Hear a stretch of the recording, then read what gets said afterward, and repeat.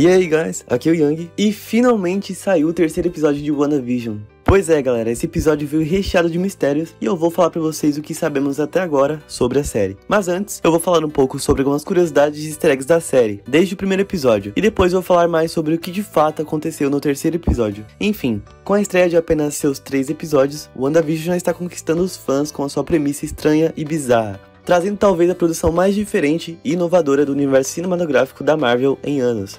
Na série, nós acompanhamos a vida suburbana da Feiticeira Escarlate, que é a Wanda, e de Visão, em uma vizinhança nem um pouco convencional e misteriosa.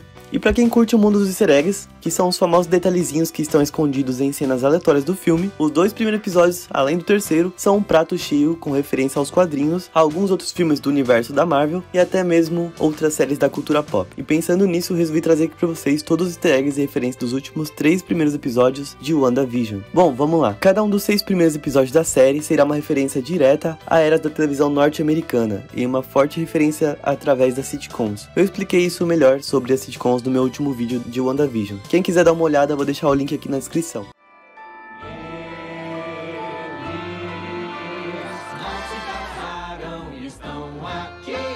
O primeiro episódio já começa com essa pegada de sitcom, com a abertura clássica das séries dos anos 50, com música tema e tudo mais. O episódio é diretamente inspirado em séries clássicas como I Love Lucy.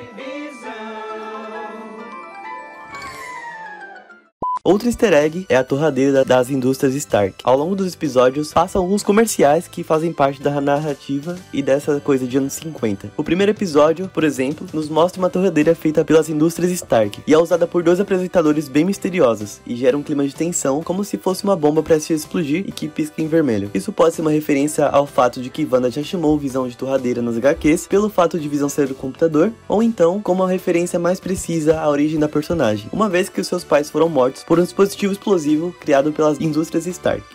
Outro easter egg que passou batido é em referência à senhora e o Sr. Hart, que no primeiro episódio participa de um jantar com Wanda e Visão.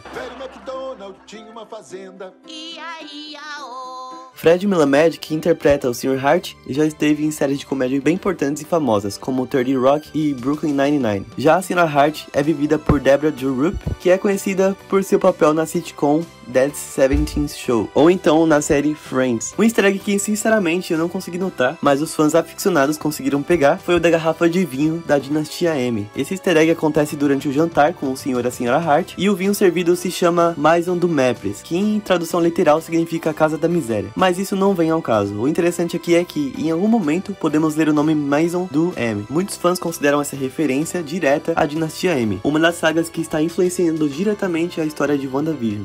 E os hexágonos na série? Também uma coisa importante. Os hexágonos são figuras bem presentes na série. No final dos 2 primeiros episódios, uma moldura se aproxima do rosto de Feiticeira Escarlate e do Visão, enquadrando-os em hexágonos. Essa figura geométrica também aparece na abertura do segundo e terceiro episódio da série. Bom, essas formas ainda não significam muita coisa, porém, podem ser uma forte pista do que está para acontecer. O hexágono é o formato mais visto nas colmeias, e abelhas serão importantes mais pra frente, como vocês verão no segundo e no terceiro episódio. Além disso, também pode ser uma referência à palavra Hex, que significa feitiço em inglês, que é o nome dado às rajadas de energia da Wanda nas HQs. Ao fim do primeiro episódio, temos uma imagem no mínimo curiosa, que mostra uma pessoa misteriosa observando a vida de Wanda e Visão, como se fosse de fato uma sitcom. Essa pessoa misteriosa está rodada de computadores com o símbolo da SWORD, que é uma organização que monitora ameaças espaciais nas HQs. Nós sabemos que a agência terá um papel importante, e inclusive Monica Rambeau, uma super-heroína das HQs, já aparece a partir do segundo episódio, disfarçada como Geraldine, que inclusive tem um papel muito importante no terceiro episódio. Quanto à pessoa misteriosa, ainda não sabemos quem é, mas suspeita-se que seja Darcy Lewis ou Jimmy Woo, 2 personagens do universo cinematográfico da Marvel, que já foram confirmados na série. Se o primeiro episódio é uma forte referência aos anos 50, o segundo já nos transporta para a televisão americana na década de 1960, e aqui nos apresenta um desenho animado com uma música chiclete, o que era bem típico para séries da época.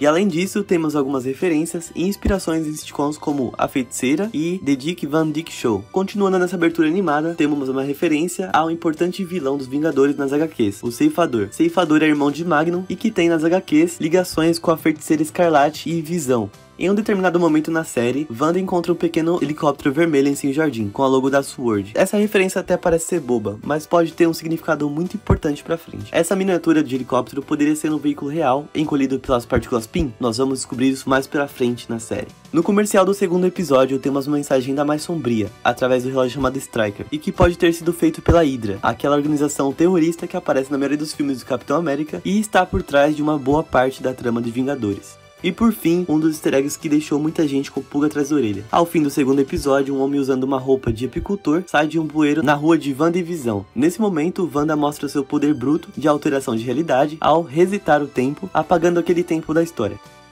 Enfim, vamos ao resumo do terceiro episódio da série. Atenção, a partir daqui pode conter alguns spoilers, você foi avisado. Depois dos 2 episódios explorando a vida do casal perfeito, WandaVision começou a se desenvolver de vez a sua trama principal no terceiro capítulo, chamado Agora em Cores. E como o próprio título já diz, o novo episódio abandona o preto e branco e adota a colorida paleta de sitcoms dos anos 70. Começando em momentos depois do final do segundo episódio, não mude de canal, o terceiro episódio traz Wanda e Visão se consultando com um médico para investigar a repentina gravidez de Wanda, descoberta na semana passada. E para a surpresa do casal, eles descobrem que a gestação de Wanda já equivale a 4 meses de gravidez de um humano normal. Ao acompanhar o médico até a porta, Visão tem, pela sua primeira vez, a impressão de que algo está errado na realidade em que vive e tenta alertar Wanda. No entanto, a cena dá uma travada e volta, como se Wanda estivesse manipulando o tempo. O trabalho de parto começa de vez e Visão corre para chamar um médico. Então, sem o Visão, Geraldine aparece na cena e precisa ajudar Wanda. Quando finalmente chega, Visão vê uma mulher com um bebê no colo. Mas para surpresa de todos, Wanda entra em trabalho de parto mais uma vez e vem um segundo bebê. Embora a chegada das 2 crianças apontasse para um final feliz pro episódio, o mundo perfeito começa a apresentar rachaduras quando Visão passa a suspeitar de Geraldine. Enquanto isso, dentro de casa, Wanda e a suposta amiga conversam sobre as crianças, lembrando do irmão gêmeo, Pietro. Wanda então começa a cantar uma música socoviana. Então Geraldine muda o tom, perguntando do envolvimento de Ultron na morte de Pietro, indignando a Wanda. E quando Visão volta pra dentro de casa, percebe que Wanda tá sozinha e pergunta sobre Geraldine. E Wanda responde, ela teve que ir. Então imediatamente a série mostra um tipo de portal de outra dimensão, da qual Geraldine é expelida de forma violenta e cercada por agentes e veículos da SWORD. Bizarro, não é? Eu também não entendi muito ainda sobre esse episódio, mas eu sei que deve ter muita coisa por trás. E aí, o que você achou desse episódio? Comenta aí embaixo pra mim saber. Galera, muito obrigado a quem assistiu até aqui.